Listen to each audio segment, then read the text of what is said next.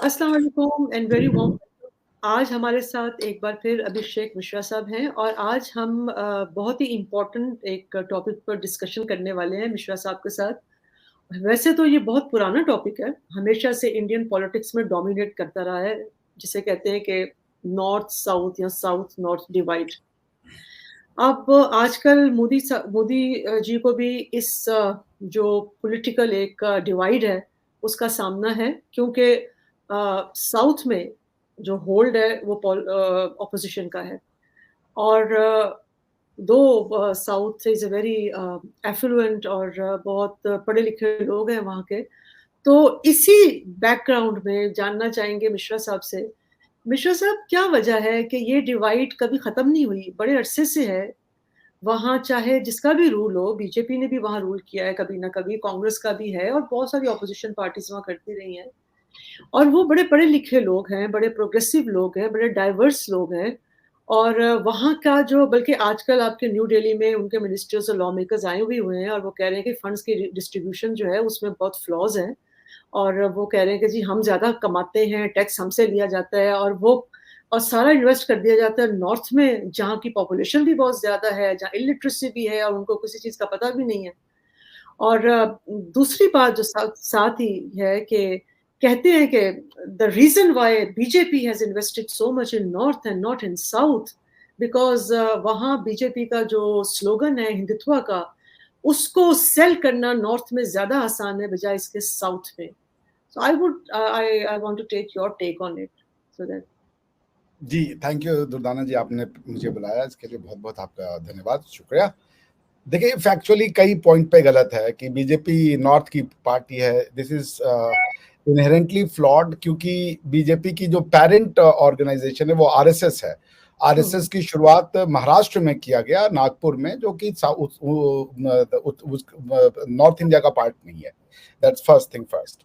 दूसरी बात ये कही गई कि जो ये नॉर्थ साउथ का जो डिवाइड है वो साउथ में पॉलिटिकल पार्टीज अपोजिशन की राज करती रही और साउथ में अप नॉर्थ में दूसरी पार्टी की। ये भी गलत है, क्योंकि रीजनल पार्टीज ने over the period of time Congress को खत्म करके अपनी होल्ड बनाई है।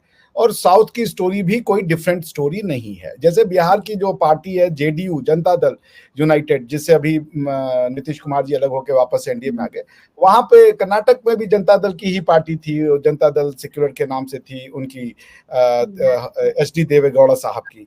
तमिलनाडु में चली जाए, वहां डीएमके की पार्टी है, एआईएडीएमके की पार्टी है। एआईएडीएमके और बीजेपी में गठबंधन था, पॉलिटिकल गठबंधन, जो उन्होंने तोड़ दिया और आज के डेट में अन्नामलाई साहब हैं जो बहुत राइजिंग सुपरस्टार है पॉलिटिशियन, वो उसको देख रहे हैं। और रही बात डिस्ट्रीब्यूशन ऑफ फाइनेंशियल बेनिफिट्स की जो बातचीत की गई, एक कर्नाटक में कोई एमएलए थे, उन्होंने ये बात कही कि हमें हमारा चाहिए।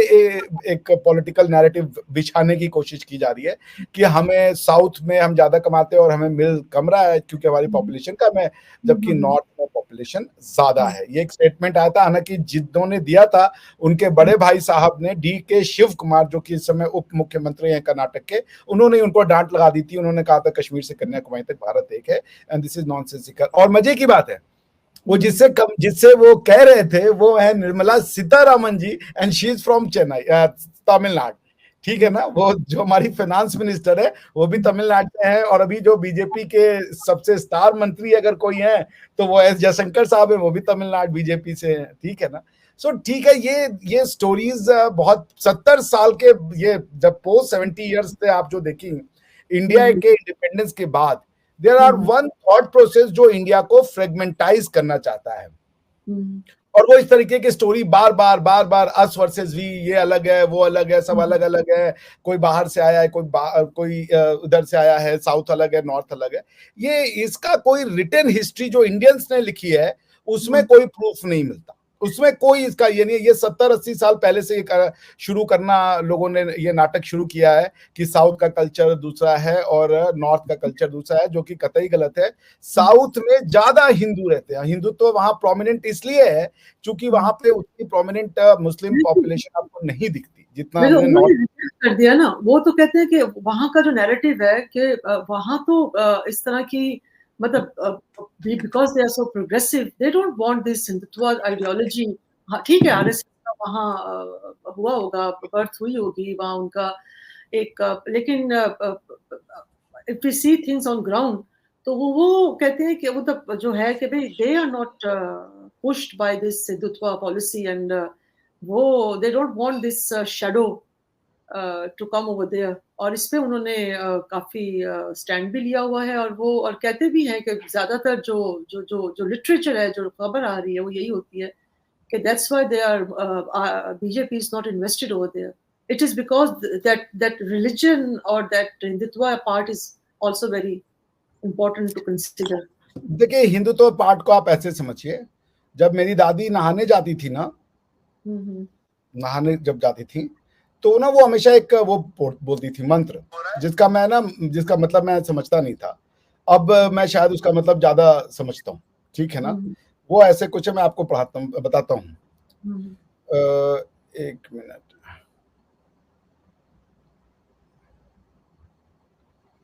गंगे च यमुने च गोदावरी सरस्वती नर्मदे सिंधु कावेरी जले अस्मिन् सन्निधिं कुरु. इसका मतलब ये क्या है कि गंगा की नदी, जब आप पानी नहाते समय अपने ऊपर डालते हैं तो गंगा का पानी, यमुना का पानी, गोदावरी का पानी, सरस्वती का पानी, नर्मदा का पानी, सिंधु का पानी, कावेरी का पानी, सब मेरे के इस लोटे में जाके पड़ो, और that's how I will take स्नान. ये जो नदियां हैं, they have spread across all India. Godavari south में है, कावेरी साउथ में है, कुछ पार्ट इंडिया का यहाँ पे है. तो जो हमारे, ये मैंने कहा ये 70 साल पहले ये हिंदुत्व क्या है आप बताओ. तो हिंदुत्व को गाली देने से तो नहीं चलेगा. जैसे मैं इस्लामिज्म पे बात करूंगा तो उसकी जो फिलोसफीज है उस पर बात करूंगा कि भाई ये टीचिंग है आपकी, और इस पे लेट्स टॉक. हिंदुत्व क्या कहता है? Let's talk.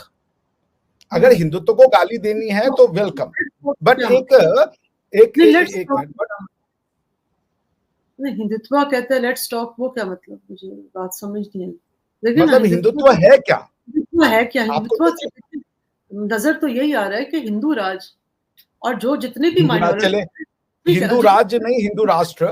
हिंदू राष्ट्र चले, ठीक है, हिंदू राष्ट्र दबा कर रखे जाएं, और इसीलिए हर जगह से, हर तय खाने से, हर मस्जिद के कहीं से भी, वो अगर मंदिर के मिल भी रहे हैं, और वो साउथ के हवाले से भी एक बात यही आती है कि वहां इतने ज्यादा आर्कियोलॉजिकल चीजें नहीं है जिसको कैपिटलाइज कर सके मोदी सरकार, तो इसलिए they are not interested in that state, on those states as well.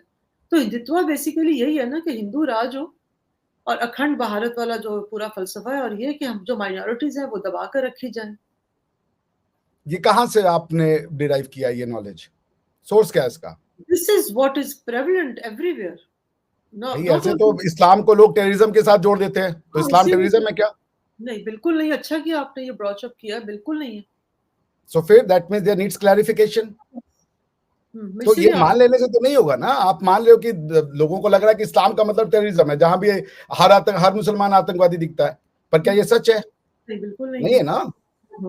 तो सेम वे आप ये जो लोग बेकार की ये फियर मॉन्गरिंग करना चाहते हैं, उनके लिए तो हम यहाँ नहीं बैठे ना. बात होगी कि हिंदू राष्ट्र तो एक सच्चाई है. राष्ट्र क्या होता है? क्या अरबों का राष्ट्र नहीं है? मैंने आपको उस दिन यूएई का कॉन्स्टिट्यूशन बता दिया. वो कह रहे हैं Arabs are different and Muslims are different. राष्ट्र होता है गवर्नमेंट. आज की डेट में जो पॉलिसी है कि दुनिया को, आप अगर यूएन चार्टर मानती है मैडम, तो आपने यूएन चार्टर पढ़ा है कभी? यूएन चार्टर का जो कोर है वो है आर्टिकल 2. आर्टिकल 2 में 7 प्रिंसिपल दिए हुए हैं, ठीक है ना, जिसमें equality of the all states और सॉवरेनिटी और ये सब दिया गया. उसके जो 2 मेन प्रिंसिपल हैं वो आर्टिकल 2 क्लॉज 4 और आर्टिकल 2 क्लॉज 7, ये 2 है. 2 क्लॉज 4 क्या कहता है? आर्टिकल 2 क्लॉज 4 ये कहता है कि use of force in international relations against the territorial integrity and the political independence of any state is prohibited hereinafter. ठीक है ना. यानी कि यूज ऑफ फोर्स करके आप टेरिटोरियल लिमिट को नहीं तोड़ सकते अब किसी भी देश की. उसकी टेरिटोरियल इंटेग्रिटी को आप नहीं बदल सकते फोर्स करके. ऐसे बदली जा सकती है, स्वेच्छा से बदली जा सकती है, लोग जुड़ जाए मिल जाए ये अलग है, लेकिन फोर्स करके आप किसी की टेरिटरी को वॉयलेट नहीं कर सकते. ये क्यों बनाया गया? ये प्रिंसिपल क्यों रखा गया? क्योंकि पिछले 1000 सालों में कुछ आइडियोलॉजीज आई जिन्होंने फोर्स के आधार पे टेरिटोरीज का एक्विजिशंस किया, और 1000 साल की जो अंडरस्टैंडिंग थी ह्यूमन नॉलेज की, उस पे ये कहा गया कि फोर्स को आउटलॉ करो। कोई भी आइडियोलॉजी जो ये कहे कि हम फोर्स के दम पे अपनी सच्चाई मनवाएंगे, यानी कि हमारी सच्चाई फोर्स होगी, the validity of our truth comes from the might of the sword, that has been rejected. And it has been declared jus cogens under Article 53 of the Vienna Convention on Law of Treaty, read with 67. A jus cogens is a peremptory norm against which no exception is allowed. यानी कि states भी law नहीं बना सकते उसके against में, हालांकि state sovereign है, मगर अगर कोई प्रिंसिपल जस कोजेंस है तो उसके अगेंस्ट में लॉ नहीं बना सकता। देखिए इसको समझे, राष्ट्र का मतलब होता है, तो ये जो टेरिटोरियल इंटेग्रिटी, चलिए इसको हम समझा दे, टेरिटोरियल इंटेग्रिटी क्या है, कैसे किसी की टेरिटरी डिटरमाइन करोगे आप, कि कौन सा हिस्सा भारत है, कौन सा हिस्सा सऊदी अरेबिया है, कौन सा हिस्सा यूएई है, कौन सा हिस्सा ईरान है, कौन सा हिस्सा ग्रीस है, कौन सा हिस्सा तुर्की है, कैसे डिटरमाइन होगा, और ये कब से डिटरमाइन होगा कि ये देशों की ये टेरिटरीज है। हर देश ने अपनी टेरिटरीज बनाई। भारत दुनिया का पहला देश था जिसने अपनी टेरिटरी को डिटरमाइन कर दिया था। इसलिए आप मेरी बात ना माने, आप किताबुल अल हिंद जाके पढ़ लें, आप बाबरनामा जाके पढ़ लें, सब में भारत की टेरिटरी दी हुई है। बाहर के आक्रांताओं ने आके भारत की टेरिटरी दी, और अगर आप मुझे दोबारा मौका देंगी तो मैं पेज नंबर और उनके साथ आ जाऊंगा। शशाऊ की ट्रांसलेटेड वर्जन है किताबुल अल हिंद बाय बरूनी है। टेरिटोरियल इंटेग्रिटी की तो समझ आती है, लेकिन ये जो सिविलाइजेशनल रिवाइवल है, एक सिविलाइजेशन उसकी आर्कियोलॉजी को मतलब एक जिसकी की बहुत बड़ी माइनॉरिटी आपके पास रहती है, तो उनका आपको नहीं लगता? इंडिया में कोई माइनॉरिटी नहीं है, कॉन्स्टिट्यूशनली कोई माइनॉरिटी नहीं है इंडिया में। माइनॉरिटी इंडिया में पारसीज है, जूज है, जैन है, बुद्धिस्ट है, उनको तो कोई प्रॉब्लम नहीं है। देखिए एक फिलॉसफी ये है कि वो बाकी मल्टीकल्चरलिज्म सीखना पड़ेगा। आप ये बताइए मैडम, मैं आपसे बड़ी हम्बली पूछूंगा, with all due respect at my disposal, कि मैं अभी आरजू जी के शो में गया, मैंने मासिर आलमगीरी पढ़ दी। मासिर आलमगीरी में औरंगजेब के जो 13वां साल ऑफ उसका जो रीन है, उसमें उसने कहा कि इस्लाम की स्थापना करनी है इंडिया में, और ऐसा करो कि ये जो मथुरा का और जो काशी का मंदिर है इनको तोड़ो, इनकी मूर्तियों को लाओ और आगरा के बेगम साहिब की मस्जिद के नीचे रख दो, ताकि लोग उस पे जूता चप्पल पहन के जाए। क्या जरूरत थी इसकी? बिल्कुल ठीक कह रहे हैं, एग्रीड। अगर कल को पाकिस्तान के ऊपर कोई और आकर के राज करे तो क्या वो वहां की मस्जिदों को तोड़ेगा, तब उसकी राज्य की स्थापना होगी? पाकिस्तान से इस्लाम को मिटा करके वहां पे इसका मतलब है अभिषेक मिश्रा साहब कि अब फिर बदले की सियासत हो रही है कि बदला नहीं, दिस इज कॉल्ड डीकोलोनाइजेशन। आपने भी तो भारत से अलग हुए तो आपने अपना नाम, अपनी कैपिटल का नाम तो इस्लामाबाद रखा ना, कोई तक्षशिला तो रखा नहीं आपने। अच्छा, तो आप जो करें तो वो फ्रीडम है, सेल्फ डिटर्मिनेशन ऑफ इस्लाम हो गया। इंडिया अपनी बात करे तो वो हिंदू राष्ट्र हो गया, और जबकि हिंदुइज्म में कहीं नहीं लिखा कि कोई दूसरे से छोटा है, क्योंकि हमारे यहाँ जैन भी हैं, पारसी भी है, बुद्ध भी है, सिख भी है, उन्होंने कभी नहीं कहा कि भाई हमारे मस्जिदों को। हिंदुइज्म मतलब is based on caste system ना, आपका ब्राह्मण भी है, शूद्र भी है, और फिर वो 4-5 है, तो वो तो इनहेरिट है उसके अंदर, तो मतलब कास्ट सिस्टम तो देखिए कास्ट सिस्टम को भी आप समझ लीजिए, ऋग्वेद के पुरुष सूक्त में दिया गया। देखिए चूंकि क्रिश्चियनिटी और इस्लाम जब आई तो in order to prove themselves correct they had to find problems in the existing system. तो इन्होंने क्या किया कि जो कास्ट सिस्टम, देखिए Veda, Durdana ji, since you are an scholar, Veda does not prescribe humanity, Veda describes humanity. जो कास्ट सिस्टम है ये वर्ण सिस्टम है, it was based on the basis of your deeds, work. जैसे मैं शूद्र हूं, मैं शूद्र ब्राह्मण, जो कि आप शूद्र का मतलब होता है जो सर्विसेज देता है अपनी सोसाइटी में, उसको इन लोगों ने आकर के, मैक्स मुलर, इन्होंने अपनी किताब में लिख दिया कि जो शूद्र का मतलब होता है हायरार्किकल का मतलब, ये एक हायरार्की है जिसमें शूद्र नीचे होते हैं, जो कि एक छोटी जात है, अछूत है, छुआछूत है उसमें। और ये बात किसी हद तक सच भी थी, क्योंकि जो सोशियोलॉजी ऑफ भारत हुई उसमें कुछ लोगों ने इस रूल का मिस इंटरप्रिटेशन करके लोगों को छोटी जात का दिखाने की कोशिश की, और छुआछूत। अभी भी डेलिट्स जो हैं उनको मारा जाता है, डेलिट्स का बहुत बुरा हाल है उनको। ब्राह्मण अब दलित से बदतर हो चुका है इंडिया में, दैट्स अ डिफरेंट थिंग। अब देखिए, अब आप देखिए इन चीजों पे जाएंगी तो फिर मुसलमान भी तो अपने यहाँ पे माइनॉरिटीज को मारते हैं। कोई मुसलमान टॉलरेट तो करता नहीं पाकिस्तान का। बांग्लादेश में हिंदू 24% से 7% पे आ गए, पाकिस्तान में क्या होता है, आपके सिंध में हर 16 साल की बच्ची को 40 साल के मुसलमान से प्यार होता है, उसको हिदायत मिल जाती है और वो मुसलमान बन जाती है, बट कोई मुसलमान लड़की को हिंदू बनने की हिदायत ही नहीं मिल रही है। बड़ी अजीब सी बात है। सो ये अगर आप इन चीजों पे जाएंगे, कूड़ा निकालने जाएंगे, तो हर किसी के अंदर बहुत कूड़े हैं। कूड़ा नहीं, ये सब मल्टीकल्चरलिज्म को अपनाना पड़ेगा। Multiculturalism is the only way out. This is just to understand and to bring things मैं in मानता हूँ, देखिए मैं तो खुलेआम एक्सेप्ट कर रहा हूँ ना कि जो वैदिक सिस्टम था उसमें हायरार्की नहीं थी, लेकिन जब लॉज बनाए उन वैदिक सिस्टम को इंसानों ने कन्वर्ट करके, तो उन्होंने छुआछूत क्रिएट की। ये हमारे समाज की बहुत बड़ी कमी थी, एंड आई ओन इट। और हमारा वक्त आया है कि हम ऐसे लोगों से क्षमा मांगे कि हमने ऐसी गलती की। इसको डिनाई करने का नहीं है कि हमारे एग्जिस्ट ही नहीं करता था, छुआछूत था, बिल्कुल था छुआछूत। मगर ये कहना कि दूसरी आइडियोलॉजी में छुआछूत नहीं है, मैं आपको बकायदा वर्ड ऑफ गॉड बता दूंगा जहां कहा गया है कि आप दोस्ती नहीं कर सकते। दोस्ती न करने को छुआछूत नहीं कहते हैं, तो किसको छुआछूत कहते हैं? गॉड कह रहा है कि don't make friends with this kind of people, तो ये भी तो छुआछूत है ना। नहीं, वो किन का आप जिक्र कर रहे हैं? ये किन की किताबों में लिखा हुआ है कि आप दोस्ती नहीं कर सकते? आप सर्च कीजिएगा किन की किताबों में मिला है, आपको मिल जाएगा, सारे आंसर मिल जाएंगे। अब ये सब चीजें यूट्यूब पे बोली जाए ठीक नहीं है। आगे अच्छा, एक मुझे अभी हम क्योंकि साउथ नॉर्थ डिवाइड पे बात कर रहे हैं, आपने कहा कि नहीं कोई ऐसा इतना इशू नहीं है, कोई नहीं है, लेकिन जो खबरें आ रही हैं वो उनकी एलिगेशन नॉर्थ साउथ वालों की है कि जी हमारे इरिगेशन प्रोजेक्ट्स जो है वो हमें डिनाई कर दिए गए, उसकी परमिशन नहीं की गई। उसके बाद वो कहते हैं जी हमारी ग्रांट्स जो है वो विड्रॉ कर दी गई, और वो बहुत सारे उनके मसाइल है। बल्कि अब जो नया मसला है वो कह रहे हैं जी फंड डिस्ट्रीब्यूशन का बड़ा पुराना है। वो तो इस पे जरा थोड़ा सा अभिषेक मिश्रा साहब, हर चीज तो आप डिनाई नहीं कर सकते ना, क्योंकि हमने बीजेपी को कह रहे हैं। हाँ, तो ये अगर सब एक्सेप्ट किया आपके साथ। कंसिडरिंग मेरा जो क्वेश्चन है, कंसिडरिंग के बीजेपी की जो हुकूमत है इस वक्त, दे आर मतलब वो एक प्रोग्रेसिव हुकूमत है, डेवलपमेंट पे बिलीव करती है। उनका एक है भी विकास का, वो हमेशा बात करते हैं कि हमने उसके जरिए करना है हर चीज में डेवलपमेंट, क्योंकि growth and development are two different thing, you know. Economically you may be growing, but it is not necessary that you are also developing.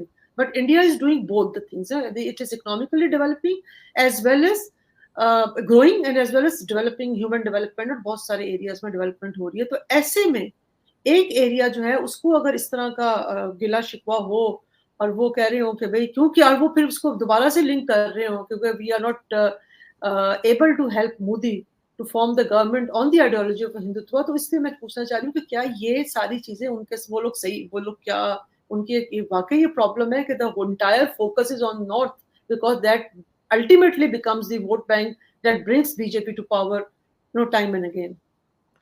BJP देखिए, नॉर्थ की कौन सी स्टेट है आपको, जैसे कश्मीर है वो नॉर्थ है, तो कश्मीर से तो बीजेपी को कितना आता है आपको देखना पड़ेगा, ठीक है ना। हिमाचल है नॉर्थ है, वहां कांग्रेस है अभी, ठीक है ना। और वेस्ट बंगाल है वो नॉर्थ है, हालांकि आप उसको नॉर्थ वेस्ट कह लें, वहां पे टीएमसी है। कौन से नॉर्थ में हिंदुत्व की बात कर रही हैं आप, मुझे नहीं सुनना। देखिए ऐसी बात है कि बिहार है, बिहार में आरजेडी और जेडीयू है साहब आज की डेट में, अभी तो क्या बीजेपी के साथ आ गए। देखिए ऐसे ये जो सो कॉल्ड ये कम्युनिस्ट जो है, दे आर इलिटरेट, तो वो एनालिसिस को बहुत शैलो में जाके पढ़ते हैं। देखिए चलिए हम आपको पहले कॉन्स्टिट्यूशनल प्रोविजन बता दें। इंडिया के कॉन्स्टिट्यूशन में आर्टिकल, अगर मैं गलत नहीं हूं तो 360 के आसपास एक प्रोविजन है इंटर स्टेट रिवर ट्रिब्यूनल। तो कावेरी नदी को लेके कर्नाटक और तमिलनाडु में सालों से झगड़ा रहा है, ये कि नॉर्थ साउथ का झगड़ा है। कर्नाटक में जो रिवर कावेरी के डिवीजन को, ये देखिए ह्यूमन सोसाइटी है at the end of the day ना। अब ये थोड़े कि आप अगर हिंदू हो गई हैं तो सारे हिंदू एक दूसरे से गले मिलेंगे। मेरे भाई भी हिंदू है, मैं भी हिंदू, लेकिन अगर मौका मिले तो मेरा गर्दन काट दे वो अभी अपने फायदे के लिए। ये तो एक जी it's a cultural bond that keeps us together. इसका ये मतलब नहीं है कि हमारे बीच में डिफरेंसेस ही नहीं होंगे यार, सब हमारा एकदम बस अब हमको जहां देखेंगे हो सारे इंडियन एक साथ गले मिलेंगे, बिल्कुल नहीं मिलेंगे। डिफरेंसेस हमेशा से रहेंगे, this is human mind. But the thing is that everyone identifies themselves as Indian, that's it. उसके अलावा सारे उनके डिफरेंसेस वो निपटे। फाइनेंस कमीशन है, फाइनेंस कमीशन के हेड निर्मला सीतारामन जी हैं, तमिलनाडु से आती है, चीफ फाइनेंस मिनिस्टर है, 6 साल से फाइनेंस मिनिस्टर है। अगर वो बैठ करके बीजेपी उनको थोड़ा फोर्स कर सकती है कि तुम अपना जो है वो क्या नाम है उस हिसाब से डिवाइड करो साउथ के नॉर्थ के हिसाब से। और दूसरी चीज, प्रधानमंत्री साहब कहां से आते हैं, वो कौन सा नॉर्थ से है भाई, वो तो वेस्ट से है, उनका लेना ही देना नहीं है। साउथ वेस्ट है बेसिकली गुजरात, ठीक है ना, रन ऑफ कच्छ से आते हैं। कौन यूपी वाला राज कर रहा है, आप बता दीजिए। यूपी वालों की तो कोई कदर ही नहीं है, हमको तो हिंदी भाषी के सब मारते हैं कि ये आ गए हिंदी वाले। यही तो वो कहते हैं कि कदर तो नहीं है, लेकिन क्योंकि उनको फंसाना ये नॉर्थ के लोगों को, क्योंकि इलिटरेसी रखी हुई है ज्यादा, वहां उनको ज्यादा करने दैट नहीं इज दिया। Also incorrect.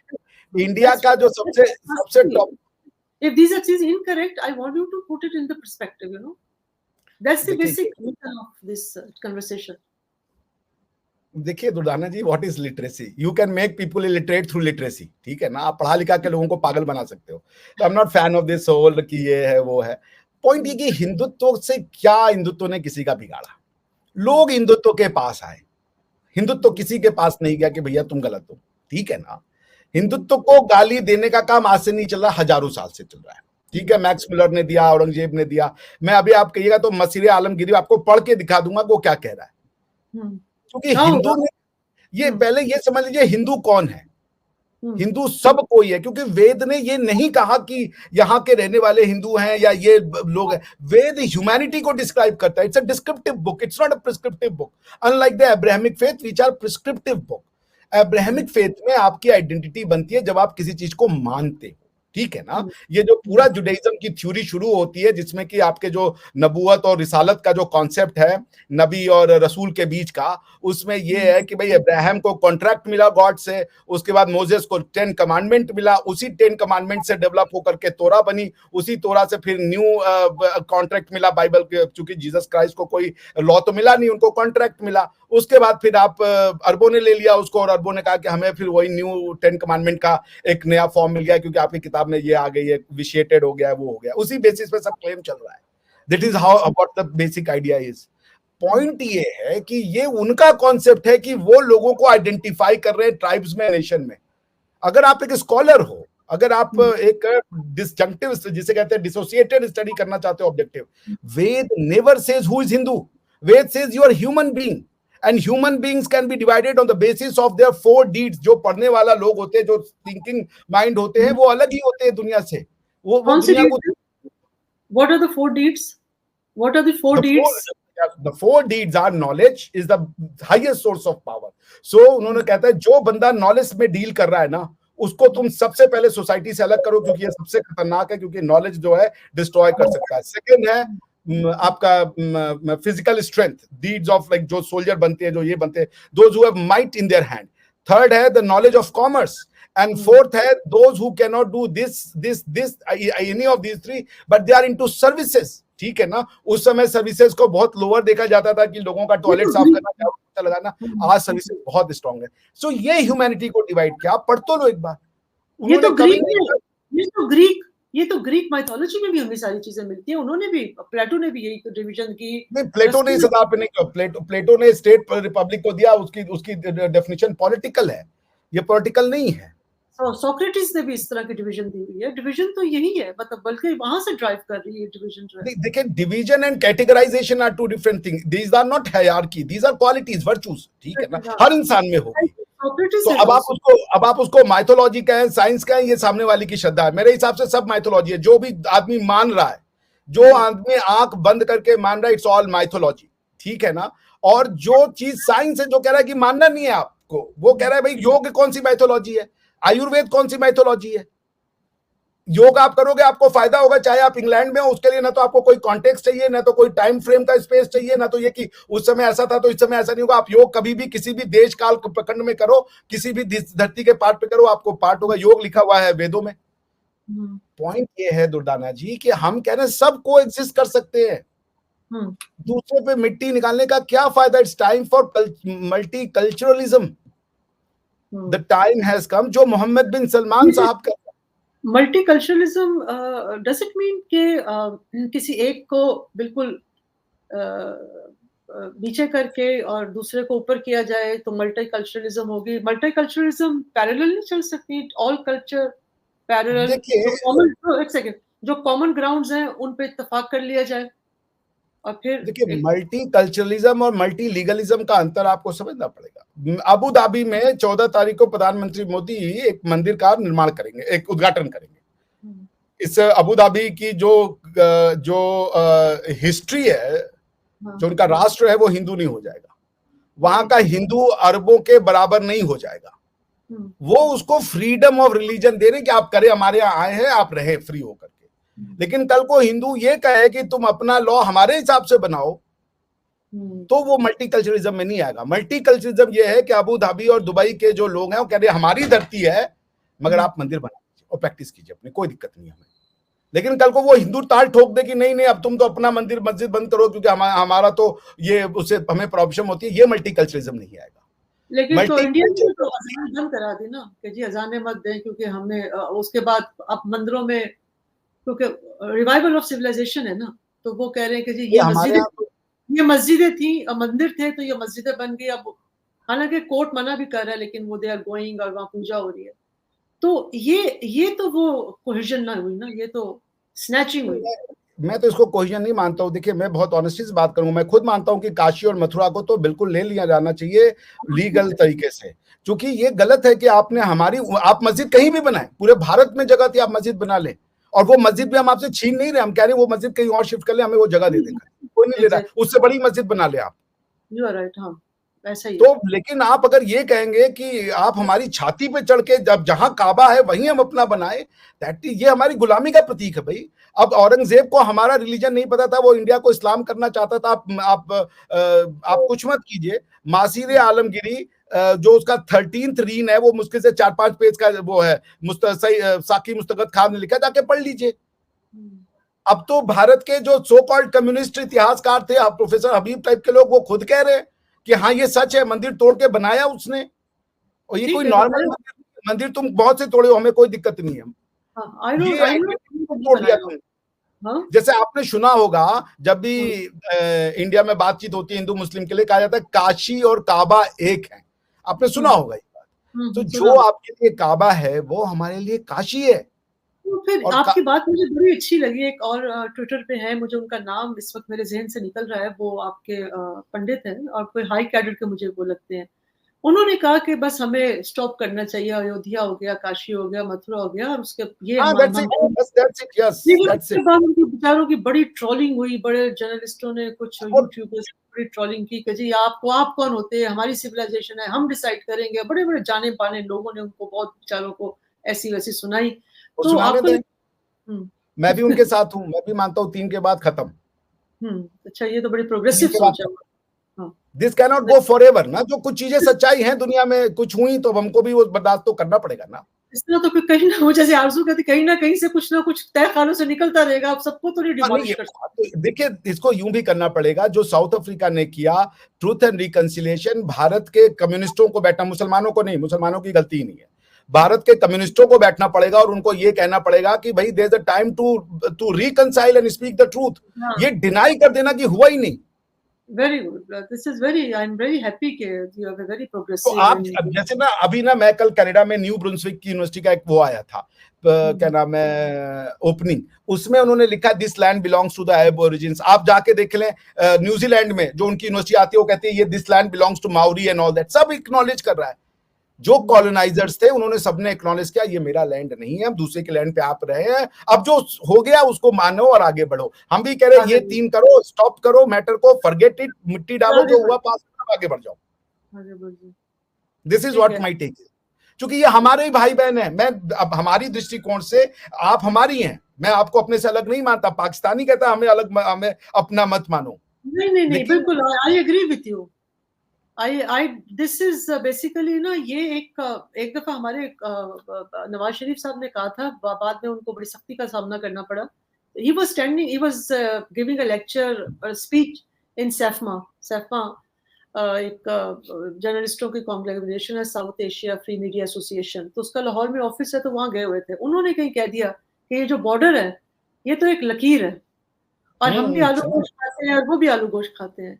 वो तो I agree with him, I totally agree with him because this is the spirit. मैंने सुना था उनका स्पीच, उन्होंने कहा था कि जिस खुदा को वो पूछते उसी को हम भी पूछते हैं। मैंने सुना था नवाज शरीफ साहब की वो speech, I was very impressed. बात तो अभिषेक मिश्रा साहब ये बिल्कुल सही है ना, सब ऊपर देखते हैं, भगवान सब यही, आपको आप लोग भी कहते हैं भगवान ऊपर है, हम भी कहते हैं अल्लाह ऊपर है, तो there is some super power जो उसको सब मानते हैं। वेदर उसको हमने क्या क्या नाम दिए हुए हैं वो अलग बात है। जैसे मैंने आपको शायद आपके साथ जिक्र किया हो, माय फादर यूज्ड टू से आई डोंट नो, मैं उन्हें कभी कंटेस्ट नहीं किया हूँ कि मैंने उस वक्त इस तरह की, ना अभी इतनी हिस्ट्री पढ़ी है, ना मुझे पता है कोई कोई इसको। ही यूज्ड टू से कि जी राम जो थे वो ही वाज अ प्रॉफिट। मतलब हमारा एक हमारा बिलीव है ना कि हम 1,25,000 प्रॉफिट आए हैं। तो ही यूज्ड टू से कि जो मैंने उनकी उन्होंने चीजें पढ़ी हैं, तो ही यूज्ड टू से कि he was one of the profits. और जो कि हो भी सकता है, बिल्कुल हो सकता है। We can not just outrightly deny these things. और वाकई we have shared the motherland for so many years. ये तो जो भी हुआ जो हो गया। तो चले, दिस इज अगर ये, do you think the next 5 years of Modi government, they will, मतलब अब तो उन्होंने इकोनॉमिक डेवलपमेंट चढ़ा दिया भारत को एक पटरी के ऊपर, कल्चरल सिविलाइजेशन भी हो गई। तो अगले 5 साल जो है वो रिकंसिलिएशन में वो इन्वेस्ट करना चाहेंगे कि ओके नाउ यू नो चीजों को थोड़ा सा संभाला जाए या उसको एक काम डाउन किया जाए। Do you think this is probable कि होगा? देखिए, भारत का कोई भी नागरिक हो, वो हम एक है, ठीक है ना। हमारी पूजा पद्धति से हमारे कल्चर, डीएनए सब नहीं अलग हो जाते भाई। तो पॉइंट ये कि जैसे आपने कहा कि राम जी, हम कह ना भी प्रॉफिट हो कि एक साधारण इंसान हो, तो क्या कोई मुसलमान एक साधारण इंसान को अपना हीरो नहीं मान सकता जो नॉन मुस्लिम है? मेरी हम बात कह रहे सुने। ना हो वो कोई प्रॉफिट। नहीं, आपको ना कुछ सेंसिटिविटीज होती है। अगर एक हर रिलीजन की एक सेंसिटिविटी है ना, उसके अंदर जो स्टैचर है ना, और उसके अंदर एक चीजों का जो सैंक्टिटी है ना, वो बिल्कुल डिफरेंट हो जाती है। उसको फिर उस पे एग्री करना जो है ना, मतलब डिनायल की गुंजाइश खत्म हो गई ना। जी नहीं, मैं वही कह रहा हूँ ना, मैं आपसे बिल्कुल सहमत हूँ। दैट इज एक्सेप्टेंस के लेवल को आप देखिए कितना बढ़ा देते हैं अगर आप इस तरह की जब देखिए, मैं जो थ्योरी ये कह रहा हूँ कि अगर आप राम को एज अ प्रॉफिट मान रही है, तो पॉइंट ये कि आप फिर उस आइडियोलॉजी के ही टाइम फ्रेम में सोचिए, उससे बाहर। मैं कह रहा हूँ कि राम जी एक साधारण मनुष्य थे, कोई दिक्कत नहीं है भाई। उन्होंने क्या किया, उन्होंने एक वाइफ की कि हमारी एक वाइफ रहेगी, बाप के कहने पे अपना राजपाट छोड़ के चले गए। ही रिप्रेजेंटेड मोरालिटी, नॉट लीगैलिटी। हम कह रहे एक साधारण इंसान थे वो, कोई अंबिया नहीं थे, कोई प्रॉफिट नहीं थे, कोई भगवान के दूत नहीं थे। आपके एक अच्छे इंसान तो थे। एग्जैक्टली, वो सबसे पहला तो वही होना चाहिए। तो आप उनको इंसान के नातों मान लो ना, क्यों हर चीज को ले जाना है कि रिलीजन के नातों में ही मानो? भैया अच्छे इंसान थे वो, हमारे पूर्वज थे, हम उन्हीं के वंशज हैं। लाहौर उनके बेटे के शहर पे कोई लाहौरी कैसे खड़ा होकर कह सकता है कि हम भगवान राम को, आप भगवान ने कहे, आपके मर्यादा पुरुषोत्तम राम को हम अपना नहीं मानेंगे? उनके बेटे आपके यहाँ पे, उसमें मैंने वो पढ़ा, वो जो आप कोई मस्जिद है उसके, उसमें जो वो है, क्या नाम है, म्यूजियम, उसमें लिखा है कि ये भगवान राम के पुत्र लव के नाम पे ये शहर है। How can a Pakistani living in Lahore can say कि मेरा राम के एंसेस्ट्री से कोई नाता ही नहीं है? आप उनको मत माने अंबिया नबी, और ये जो नबी है जो भी होते हैं। मैं कह रहा हूं आप उनको एक साधारण अच्छा इंसान मान ले कि भाई हमारी पुरखे थे, ये बात खत्म हो जाएगी। क्यों हर चीज को रिलीजियस टाइम फ्रेम में डालना है या रिलीजियस आइडियोलॉजी से देखना? Let's see some transaction outside the religious perspective, from cultural and historical perspective. Why there has to be religious angle in every analysis and every scrutiny that is possible? Some things are history, and when these histories were created and written, there was not such philosophies existing. अब आचार्य चाणक्य की क्या गलती है उस समय, अगर कोई भी एब्राहमिक फेथ एग्जिस्ट नहीं करता था? तो आप उनको गाली दे रहे हो कि यार ये तो चाणक्य, ये बड़ा दुष्ट ब्राह्मण था, उसकी गलती क्या है? Just because he happened to live in an era. That's absolutely, इससे तो फिर अशोका का इतना जबरदस्त एरा है, उसका तो कोई मजहब, तो मतलब वो तो कहता था मैं मजहब से बहुत दूर हूँ, मैं अच्छा इंसान हूँ। और अच्छा इंसान होकर उसने जो काम किए वो शायद कोई भी मुसलमान ना कर सके। मतलब अशोका का जो एरा था, That's what the beauty of, जिसको आप हिंदुत्व कहते हैं। He was a good human being. वो जो अंदर से उसकी जो जैसे आप बात कर रहे हैं, एक अच्छा इंसान जो उसके अंदर था, he was at pain to see all the warfare और सारी कुछ, and he said that stop this all nonsense and let's live in peace। और उनकी जो मतलब थियरीज हैं और वो सारी चीजें हैं, वो बहुत सारे I personally believe कि पूरी दुनिया को बहुत टाइम एंड अगेन उससे बहुत बेनिफिट भी हुआ होगा, डेफिनेटली अभी भी हो रहा है। So that's what I'm saying कि हम, अगर आप किसी चीज को, कुछ ट्रांजैक्शंस को अपनी सोसाइटी को ये पढ़ाएं कि वो उसको रिलीजियस के एंगल से ना देखें, उसको सिंपल हिस्ट्री रहने दें। हर चीज में देवी देवता और डिविनिटी घुसेड़ दी जाए, ये ठीक नहीं है। कुछ चीज हिस्ट्री में हुई, अब मैं मर जाऊंगा तो मुझे भी कोई जरूरी थोड़े कि रिलीजियस पर्सपेक्टिव से देखा जाए, ठीक है ना। और देखिए, हिंदुत्व की सबसे खास बात है कि जो माने भगवान को, जैसे मैं एथीस्ट हूं, I don't believe in God, मुझे नहीं पता भाई, I mean I am like Spinoza kind of, अगर कुछ है तो मैं मान भी सकता हूँ, बट मैं ये नहीं मानता कि भाई किसी को खुश करने से मुझे कुछ मिल जाएगा। मैं इन थ्योरी को मानता ही नहीं, मुझे तो, मैं आज तक मंदिर ही नहीं गया। मेरी माता जी बड़ा दुखी होती थी, कहती यार ये कैसा पुत्र पैदा हो गया हमारे घर में। मैंने कहा भाई यही है। तो पॉइंट क्या है कि मतलब मेरे कहने का ये मतलब है कि but this is what it is, that's what India creates. देखिए आपने नॉर्थ साउथ की डिवाइड की बातचीत नहीं की ना, ये जिन, मैं कम्युनिस्टों को कहता हूँ जिन्होंने किताब लिखी, भारत में तमिल एक अलग लैंग्वेज है, ठीक है, वो लड़ते हैं सब के हम पे इम्पोज की जा रही है, हिंदी हम पे इम्पोज की जा रही है, कुछ बोलते हैं, सब नहीं। क्योंकि आप देखिएगा आने वाले समय में जो अन्नामलाई साहब कर रहे हैं तमिलनाडु, आपको सरप्राइजिंग रिजल्ट देगा, बिकॉज इंडिया इज यर्निंग कि ये 70 साल से जो तुमने डिवाइड किया अब इसको खत्म करो। तमिल जो बोलने वाला है वो अपनी भाषा को क्या लिखता है, उसका भाषा का रूट्स वर्ड क्या है, अल्फाबेट जिसको आप कहती है क ख ग घ। तमिलनाडु का क ख ग घ, मलयालम का क ख ग घ, बंगाली का क ख ग घ, पंजाबी का क ख ग घ, उड़िया का क ख ग घ, कन्नड़ का क ख ग घ, हिंदी का क ख ग घ, जितनी भाषाएं सब क ख ग घ से शुरू होती है। It is India. इसने कभी ये नहीं कहा कि एक फॉर्म ऑफ लाइफ ही सबसे अच्छी है। India promoted diversity because India never prescribed the religion. Hindutva never prescribed, Hindutva merely described। आपको योग फायदा करेगा, आप जो भी हो, आप जहां भी हो, ये वेद में लिखा है, वेद योगा के बारे में। It has described human being, unlike other texts which have prescribed for human being. There is an inherent description, inherent distinction, अच्छा, right? So आप अगर सामने वाला समझना चाहे आंखें खोल के, तो वो दोनों को रिकंसाइल कर देगा। There is a possibility of Sanatani Musalman. But अगर आप मुसलमान के हिसाब से सिर्फ देखोगे, अपनी हिस्ट्री को नहीं समझोगे, तो फिर आप उसको कहोगे ये तो मुस्तरद हो गया, वो हो गया। लेकिन मुस्तरद तो वो हुआ जो लॉ होगा, जो लॉ ही नहीं था, जो सिर्फ डिस्क्रिप्शन थी। पॉलिसी मुस्तरद नहीं होती, लॉज मुस्तरद होते हैं। तो ठीक है, तो it's you what you are trying to say is that there is no south north divide. It is just a political point scoring kind of a thing. Divide. I might say that plurality, diversity is inherent in India. Without diversity, we will die. I don't want a single India जिसमें सिर्फ हिंदी बोली जा रही है. I don't want that. India is beautiful, diverse.